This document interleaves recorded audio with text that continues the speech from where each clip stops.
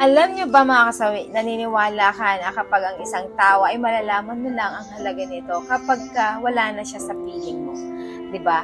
Kung naandyan siya sa piling mo dati, grabe yung sakit na pinaparamdam mo sa kanya. Grabe yung mga reason kung bakit pwede kanyang iwan, 'di ba? Kasi lahat ay ginagawa mo sa kanya. Unang-una, yung saktan mo siya, nag-cheat ka, hindi mo siya pinapalahagahan. Pero siya ay patay na patay sa'yo. Kahit na ilang beses ka nagloko, okay lang sa kanya kasi dahil naandyan pa yung love niya sa'yo at higit sa lahat, hindi niya kayang mawala ka sa buhay niya. Kaya nagtitiis siya. Pero darating ang panahon na kapag once na iwan ka ng tao na sobra mo siyang sinaktan, alam mo ba mga kasawi, tuloy-tuloy na yan. Kasi marirealize niya rin sa sarili niya na hindi mo siya binibigyan ng halaga. Marirealize mo rin sa huli na bago ka lang magsisisi kapag wala na sa'yo yung taong mahal mo. Tapos nasa piling na siya na